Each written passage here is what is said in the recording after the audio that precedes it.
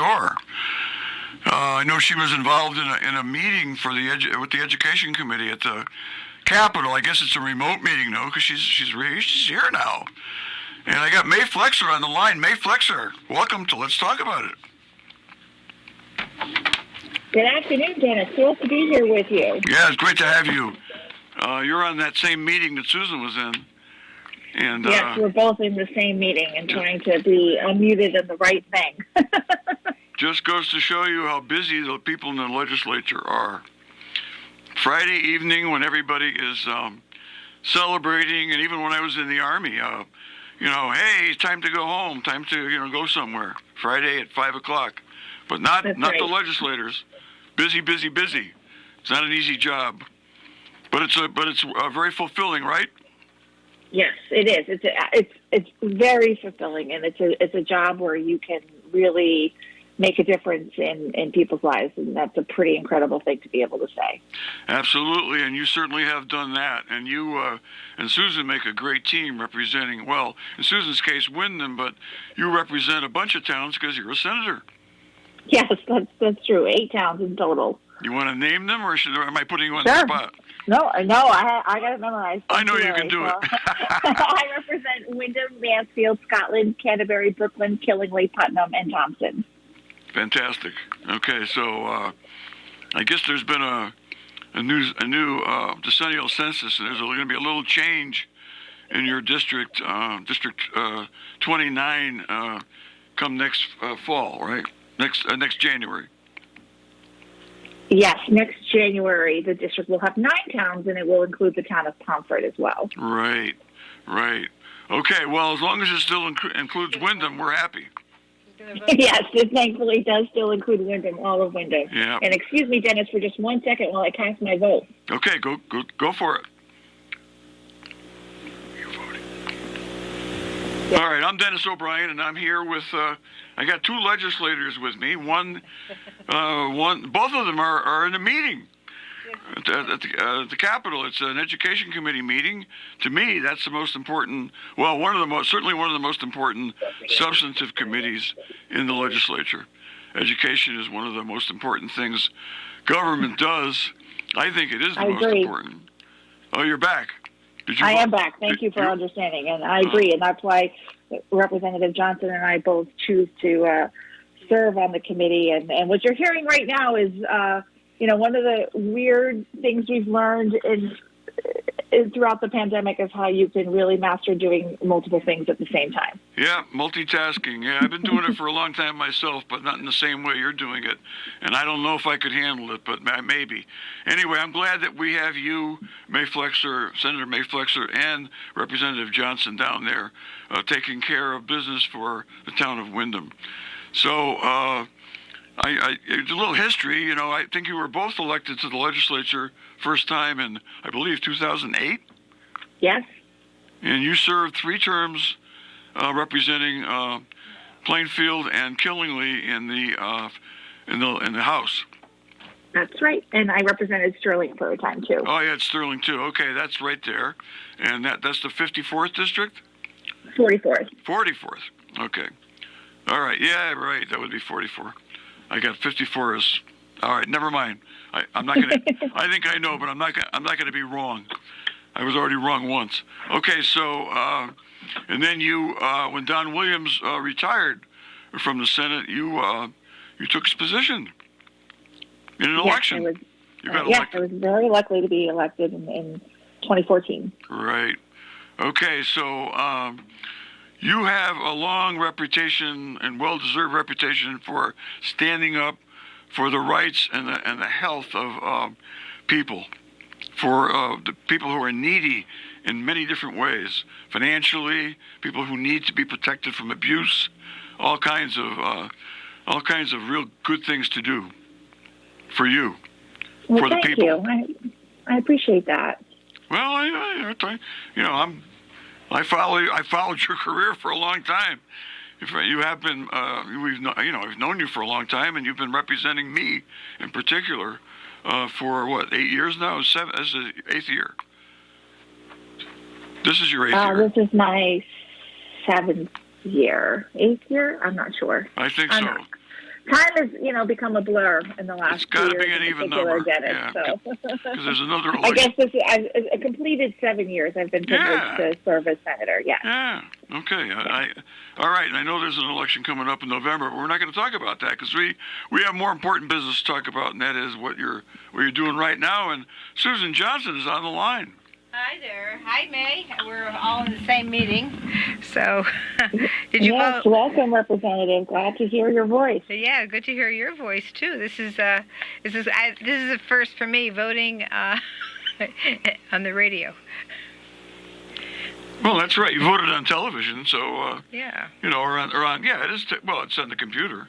I guess it is on television, right? I mean, this meeting that you're in today with education is probably on TV. Is it on CTN, May? Do you know? It could be.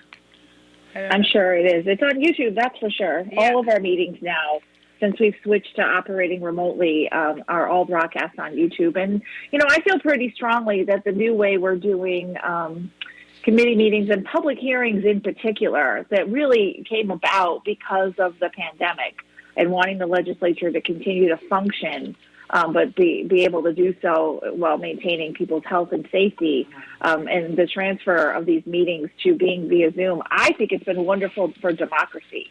I think it was a really big barrier, our old system, where Connecticut is unique. It's not like in Washington, D.C. It's not like in many other states. Connecticut is unique in that we have a public hearing on every single bill that's proposed to become a law, and that anybody can come and testify, and the hearings have pretty much no time limit. They can last for an entire day or a full 24-hour period. And so in the past, though, it would be a full day's commitment to physically go to the Capitol and wait your turn to testify. And now with having these public hearings on Zoom, there are hundreds of people, if not thousands, across the state who've been able to participate in their state government in that way for the first time ever. And I think that's a pretty wonderful thing, and I think it's a real turning point in terms of getting a more robust set of feedback on various proposals from people from every corner of the state, not just those who can take a whole day off and travel to Hartford. Yeah, I think actually we've had a lot more participation, and a lot of the committee chairs have indicated that there is more participation because we are doing the public hearings and the meetings on Zoom, and of course there's a chance with the meetings to do them in hybrid, so we could do it that way as well. So, we're getting a lot more work done this way, and we're getting more participation by the public. So I'm really pleased with that. But we've done a lot of things, and this particular vote today is going to help us with having a fully funded education cost sharing grant. In terms of I didn't know you were dealing with that today. That's a very important issue. You're right. Mm-hmm. Yeah. Wow. We're dealing with a number of really important issues on the Education Committee, and it has a huge impact locally. So this is something we've been striving for years and years, and we're finally getting there. So I'm very pleased that we're in that situation. So I'm wondering if, but we're having a number of votes going on right now, and this is a really important thing. So yes. So anyway, Representative Exum. So You're voting now? yeah, there's another vote coming in now. Yes. Okay. No votes now. Well, maybe I'll have to do a monologue while you two are voting. Representative Felipe. That's probably dangerous. I don't know. Yes. But Yeah, no, I have the agenda right now. anyway, I'm real proud as just a private citizen to be connected to you two while you're actually working, and you're doing it while you're doing the show with me. It's fantastic. It's democracy in action, for sure. Representative democracy, which is what you get when you have you're not living in a town of 100 people. You vote and you elect your representatives, and we have two representing Windham. We actually have three. We have Brian Smith as well, who have done a wonderful and marvelous job for us for a long time. Yes, he has. Well, all of you have together. You've been a fabulous team. and you've had a lot of accomplishments for the town of Windham, and among the other towns that you represent, May, within the past year or two. Amazing. We can talk a little bit about some of those things. That would be great. And I think we might be just about finished with voting too, so no more interruptions to your program. Oh, that's great. I'm glad to tell you, Dennis. That's great. That's great. I thought maybe you're going to go on into the late hours and get, run into the UConn basketball game tonight, which is. Oh goodness, I hope not. We got a good 4 hours, I think, till that starts. It starts at 9, I think. Yeah. Pretty sure. Matt Rupar here, our producer, is shaking his head. Yes, he knows, because it's going to be on. I wish I was there. How exciting that UConn is back at Madison Square Garden playing in the Big East tournament. So exciting. Playing and doing well. And Wayne Norman, of course, our good friend, is there. Of course he is. Yeah. And he's, we'll be hearing from him later on in the evening. And I'll be home listening in. And oftentimes what I do is I'll watch it on television and have the volume on WILI. Yep. Because I'll get a better. Listen. That's right. I'll get the real story from Wayno and his associate Crispino. So Susan's back. Did you vote, Sue? Yeah, I just voted. Yeah. Did you do the right thing? Of course. All right. All right. You voted the same way May Flexer voted, right? I voted yes. I voted yes. I like the yes votes. Yes, affirmative. Well, we have, I'm just talking about some of the things that you two have worked on. Started to talk about them in the past few years, and one thing that comes to mind readily is all the support, financial support that you were able to get for the dispatch center. May, you want to talk about that? Oh, sure. So there was a really substantial need here in Windham at our public safety dispatch center, and Representative Johnson and I had spent a good amount of time over the last several years with the folks who work there, and most of those people are volunteers answering the calls of our neighbors in a moment of emergency. And they were operating with equipment that was incredibly outdated, decades behind in terms of technology. And I'm really pleased that Representative Johnson and I, along with the leadership at the dispatch center, all those incredible volunteers, we were able to put together a package of information for Governor Lamont and his team, and they recognized the need for an upgrade to the equipment at our dispatch center, and that money's going to be coming through any day now. And not only are the incredible people who work there going to have better equipment to do their job, but we're going to have more confidence in public safety here in Windham and throughout the region as a result. Absolutely. It's really going to be a wonderful upgrade because we're going to have more capacity to be able to reach people in emergency circumstances. So I'm very excited about the fact that we were able to get the money, and you did amazing work on that, May, Senator Flexer. I'm just very thrilled that this is something that's going forward, and it will make us even safer. So this is excellent work. Yeah, and speaking of public health, public services, public safety services, we have, it's been a while now, but not very long, that a fabulous new fire school was built here in Willimantic, USA, replacing the old one, which really needed replacement. And I'll tell you what, the first time I went down there with Dawn Niles and Tom DeVivo a few years ago when it was first opened up, I was just amazed at what a huge and beautiful and very practical structure it is. And I know you two have worked on that as well with Linda Orange. Yes, it was. It's great that we have this wonderful new fire school, and we unfortunately that we were able to put it together and it's all built and everything, but we still have to do the grand opening ceremony. So we're looking forward to doing that sometime this spring. It'll be a wonderful thing. Yeah, it's been unfortunate the way that and so many other events and celebrations have and other gatherings have been delayed because of the pandemic, but that will be an exciting thing to celebrate. Years of hard work by a lot of people, and perhaps most importantly by our late good friend, God rest her soul, Representative Orange.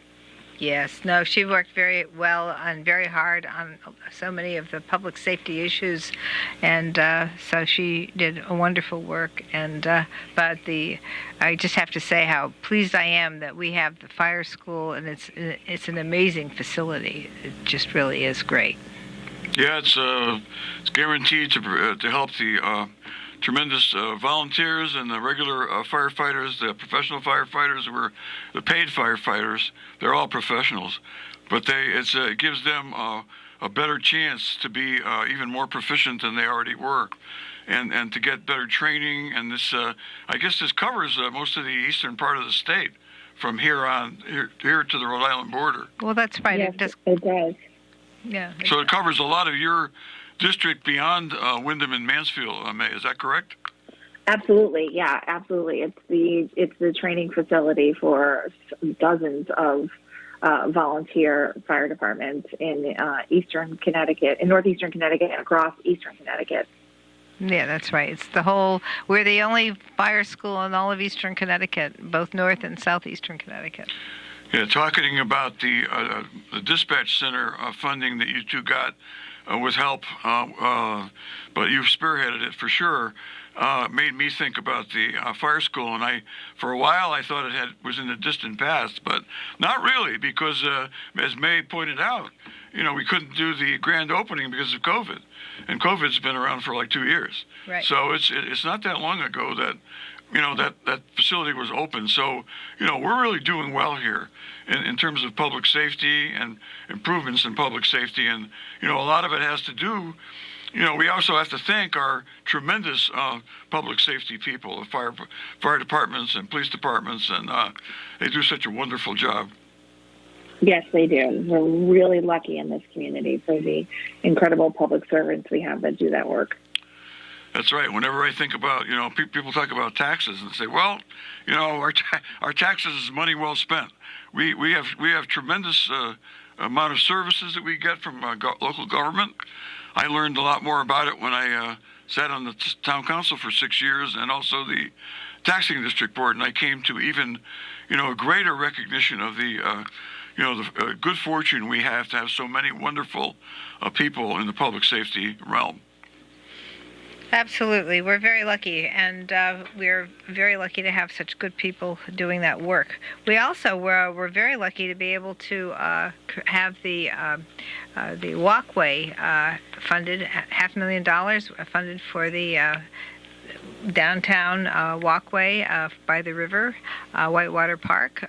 So very, very happy about that. And we'll be doing more information on that as time goes on, having the governor come out and discuss some of the bonding initiatives that have been passed, and celebrating some of that great work for the Willimantic and Windham and this whole area.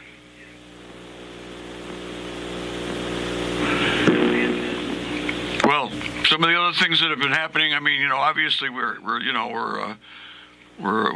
our new community center soon to be opened, and there was some state money involved in that came in quite some time ago, but most of that was money that was voted on by the taxpayers, and I'm really excited about that, and I know folks are waiting for it to open. I think it's going to be open very, very soon.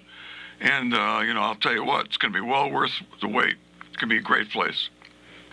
Yeah, that's a really exciting project to see come to fruition. I drive by the building a lot just to see the progress that's being made there, and it's clearly really close to being done. Representative Johnson and Mayor DeVivo and Council President Niles and I were there several weeks ago with Representative Courtney and got to see the great progress that was being made, and it'll be another exciting celebration in our community when that's open and fully functioning for the public. Just so many, the great resources that we already have in our recreation department are going to just have such a better home and such better facilities as a result of this. And I have to, give a lot of credit to, this project, as you mentioned, has been a long time in the making. And there were some real bureaucratic challenges with regard to location and changes in the project. And it really could have gotten hung up in the bureaucracy of state government. I have to give a lot of credit to Representative Johnson for her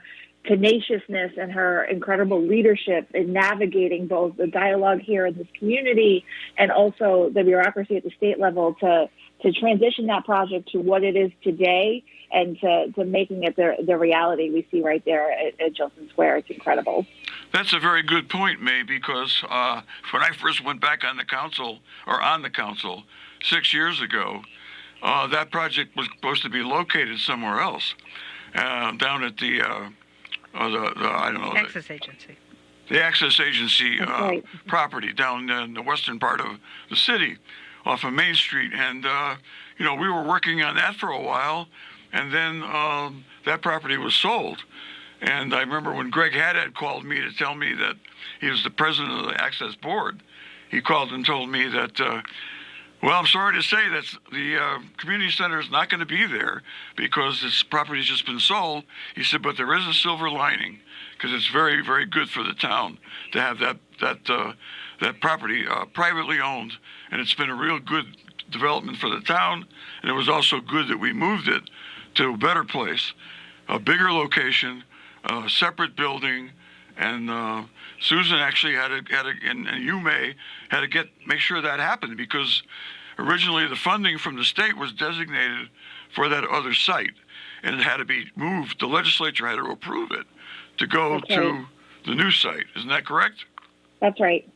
Yep. Yes, it is, and so we worked on that, and we got it moved, and we're very excited that it actually took off. And now May and I have to praise the council and the people in the town government for making even into a community center and a senior center, because that is where we are now, and it's a beautiful spot, and it's in a good place. And when you come into downtown Willimantic, you really see a lot of great stuff going on. Nice buildings, everything's nice and new, and a great place for people to get together and have an opportunity to work and have great concerts and meetings and all kinds of things. So it's a great spot, and I have to thank Senator Flexer for her help on that, and also the town government people who work so hard to make that come to fruition. Well, you're welcome, Susan. Anyway, I just got notice from our producer, Matt Rupar, that it's time for us to take a commercial break. We have a lot of people, a lot of businesses in the area that want to sponsor our show, and it's time for them to talk. All right. And we'll be right back with May Flexer, our state senator, right after these messages from our sponsors.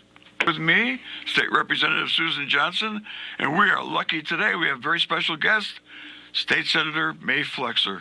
And we've been talking to May for the first part of the show. We're in the second half of the show now. Susan, you have something to say? Hey, May, how's everything going with the committee? We're done? Yes. Good evening, Susan and Dennis. Good to be back with you after the break. And yes, for those of you that missed the first half of the show, Susan and I were voting in the Education Committee, and that meeting is just about concluded. So we will be fully focused on this conversation moving forward. Excellent. So we wanted to talk to you about, what you're doing is you're the co-chair of the Government and Administration and Elections Committee. How's that going? The committee is going well so far. We're debating a number of different things in that committee. Obviously, a lot of the conversation is around elections, and I'd be happy to talk about a few things in particular that we're working on in that arena.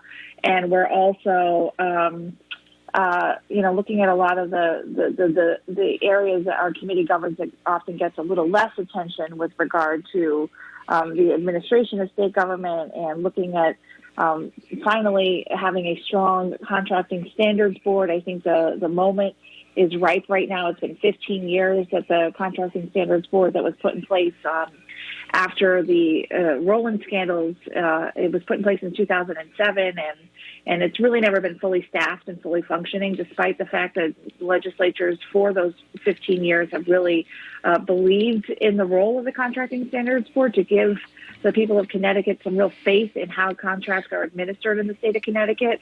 I'm hopeful that this year we're going to find some strong consensus to finally put some teeth behind the real staffing that the Contracting Standards Board needs, so that people in Connecticut can have confidence in how that part of state government functions. Again, not always the most exciting thing, but it is an important thing that we're working on this year, and it's very timely. And on the election side, the one important thing I want to mention to everyone, the work of the legislature is done on one important initiative, and now it's up to the voters of Connecticut. So we have been debating for quite some time the idea of allowing for early voting here in Connecticut. Many of your listeners may know that Connecticut has some of the most restrictive laws concerning how you can vote, how you can exercise your right to vote in our state, because a lot of it is in our state's constitution. This particularly made headlines at the beginning and during the pandemic, the first year of the pandemic, because there was a lot of concern about whether or not people were going to be able to safely vote and not have to risk their health or their safety because they wanted to participate in our elections. Our state constitution limits how people can vote. It limits whether or not people can vote early, and it limits the use of absentee ballots. And so, unlike many other states where laws can just be changed by acts of the legislature, we have to both have the legislature act and we have to have the people vote for it. It's been a very slow process. Unfortunately, we haven't been able to get the strong bipartisan support that would be necessary to have moved reforms around early voting and no excuse absentee ballot voting faster in Connecticut. But we are finally at the point where the voters this November 8th will decide whether or not the state of Connecticut will allow for early voting to be an option for voters. So there will be a question on everyone's ballot on November 8th. We don't know, we haven't determined the exact wording yet, but it's going to be something to the effect of, should the state of Connecticut amend its constitution to allow for voters to have early voting, to cast their ballots before Election Day. And so I'm really hopeful that people in Connecticut will vote for that reform. We saw the unprecedented turnout in 2020, and a lot of those votes were cast before Election Day. And so I'm really hopeful that Connecticut will finally catch up with close to 40 other states in the United States that allow for early voting. We need to make it easy for people to participate in our democracy now more than ever. And so I'm really hopeful that Connecticut voters will get behind that reform and change our state's constitution. Oh, me too. I think it's going to be a wonderful change. And, of course, the work that if we're able to get the voters to chime in and vote to change the Constitution, then you'll be working again in your committee to figure out how that change will go. And you'll be looking at state statutes that could be implemented based on the opportunity to change the Constitution. That's right. That's right. And you know, once the voters make that decision, if they choose to move forward with allowing early voting, then we'll determine, you know, what that's going to look like. And hopefully we'll have the same public hearing process we were talking about at the beginning of the program, where anyone can come in and pop in a virtual public hearing, and we can really get good feedback from people across the state on what they'd like our system of early voting to look like. And that's only if, though, the voters say yes to early voting on November 8th. It's going to be a question on your ballot, November 8th, should Connecticut have early voting? Well, I certainly hope so, May. I hope it passes, because anything that helps enable people to vote is a good thing as far as I'm concerned in a democracy, which is what we are, a representative democracy. And I hope it passes. I just wish our Constitution wasn't so detailed in some ways, because you know, sometimes it makes it hard to change. I mean, if you can just do it by statute without referring to a constitution, it's easier. But we have the opportunity now, thanks to your hard work, and hopefully people will take advantage of it in November and make it easier for folks who are hard pressed to get to the polls because of, you know, responsibilities such as childcare, working, being out of state, whatever. It should be, you know, everybody should have an opportunity to vote, no question. That's absolutely right. That's absolutely right. And, you know, we've also been working for many years on a similar amendment to the Constitution to allow for greater use of absentee ballots for voting. Our state's constitution is also very limited around that, and we did vote on an amendment last year in the House and the Senate. We were able to get the 75% of the Senate to vote for that amendment, and that is the threshold that's necessary for it to then go to the voters, at 75% of the membership of the legislature. Unfortunately, we weren't able to get 75% in the House. The vast majority of Republicans voted against no excuse absentee ballot being amended in the Constitution to give voters more options, and so we weren't able to get to that 75% threshold. But we're trying to have the conversation again this year in the hopes. I think it would be much easier for voters if they could decide this year on early voting and no excuse absentee ballot voting at the same time. And people shouldn't have to wait. People have seen the ease that they've had in 2020 and 2021 in order to exercise their right to vote. And I don't think voters in Connecticut should have to wait another 2 to 3 years for that to happen. They should be given the option to make that decision for themselves this year.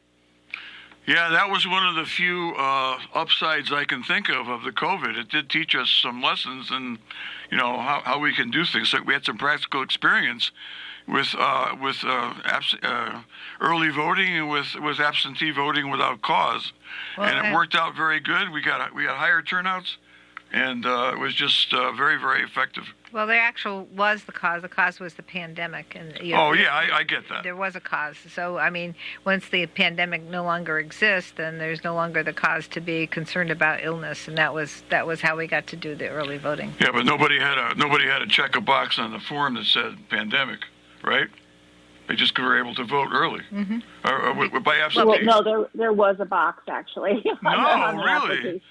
Yes, yes, and to be fair, and not to get too into the weeds on this, but we're actually debating a bill right now in our committee. We just voted this week to try to find a way to extend those COVID voting protections that we've had intermittently over the course of the last 2 years. It's actually been kind of frustrating.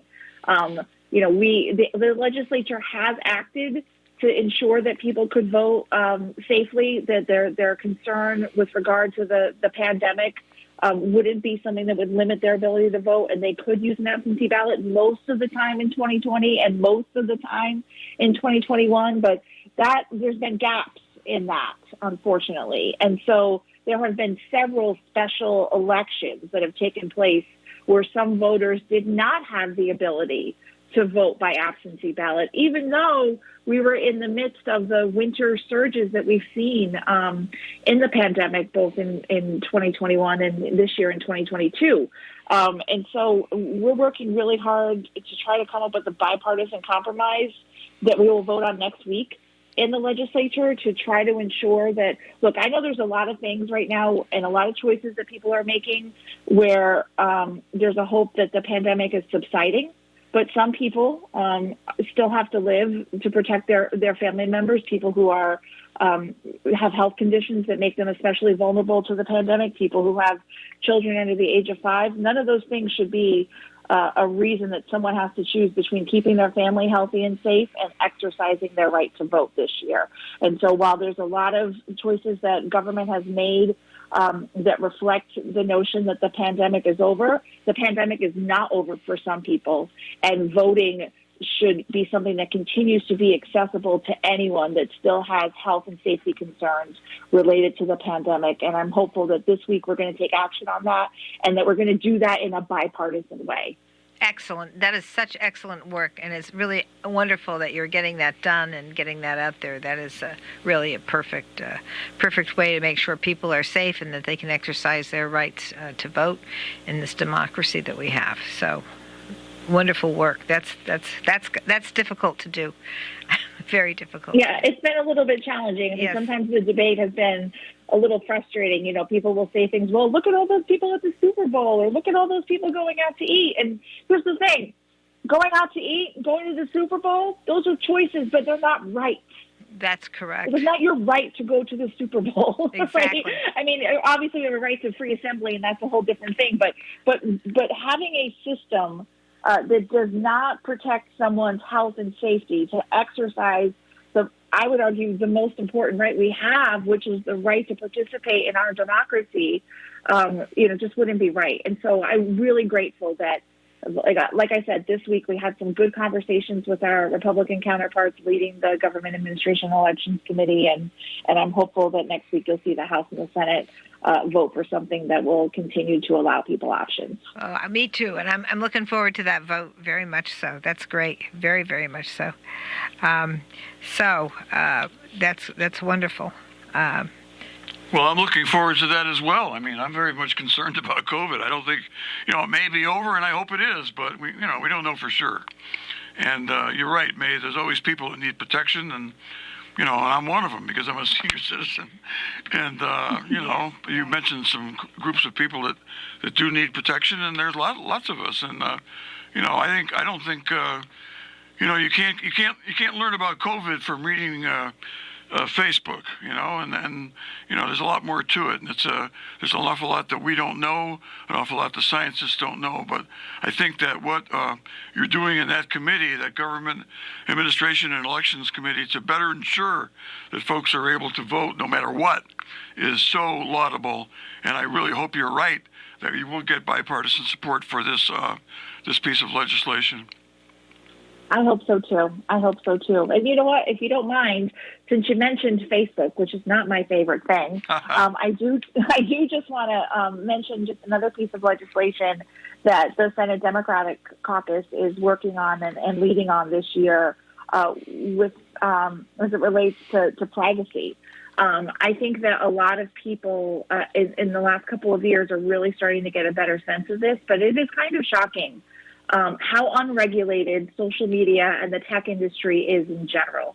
I would argue that never in this country's history has an industry grown so large and become such a key element of the fabric of our society and gone completely without regulation. And I don't think a lot of people, certainly as these industries were growing, and still now, a lot of people don't fully understand how much information these companies have about us and how little power we have over controlling that information. So for the last couple of years, the state Senate has been leading to try to empower consumers so they can have more rights and more say over how that the information these companies have about you and your family is used, and that you can know what information they have. California led the way a couple of years ago. We tried in Connecticut to be marching in lockstep with them. Unfortunately, the special interests won the day in Connecticut, and we were able to thwart our efforts when California was leading the country. We were attempting to lead with them. But now we have a model to follow in California's privacy law, consumer privacy law. It's very similar to protections that consumers have in Europe to really know, what does Google know about you? What does Facebook know about you? What does Instagram know? What does TikTok know, which is a whole other concern given who runs TikTok. And what are they doing with that information? And what right do you have to control what information they collect and what they do with it? And so I'm really hopeful that this year the House of Representatives will approve that legislation as well, so that people here in Connecticut can have those basic protections where this very personal information, they can know how it's being shared and how it's being used. That is so important because in Europe they actually get paid to be able to use that information. So people, when Facebook uses your personal information, the Europeans are able to get money for that. I'd like to know how they do that. That sounds like a heavy lift, but I'm not a techie, so what do I know? I mean, I'll tell you what, I think May is right. There's never been any industries that have grown as fast as the social media platforms, and it's very, it can be convenient in some ways in terms of, contacting people, contacting relatives and friends from out of state and whatnot. It's very useful in that regard. But the potential for abuse, and never mind potential, the abuses are, the possibilities are endless, and it's very scary. That's right. I mean, I think many people saw I believe her name was Frances Holland, a Facebook whistleblower who did first a big interview on 60 Minutes and another number of other interviews and also testified before Congress. Not only the information they collect about you, but the way their algorithms work on emotions, the emotions they drive, right? They try to get you worked up. They try to make you angry. And, that's something else to think about. Not something so much we can regulate, but just something to think about as consumers and people who use these platforms. Why do you really get sucked in and stay on there for an hour or two at a time? Why does that happen? Because they know how our minds work, and they know what gets you interested and engaged, and they can sell you more ads and make more money.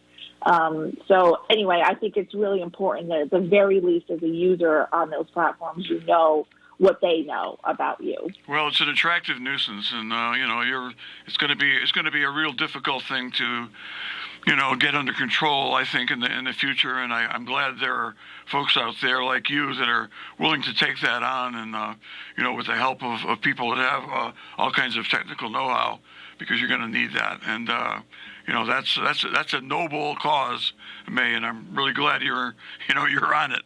Mm-hmm. Absolutely. That's great work. Absolutely. So you, just a little bit of some of the other work that you're doing. You had an article in the Chronicle yesterday regarding some of the work that you're trying to get done on behalf of people who have been abused.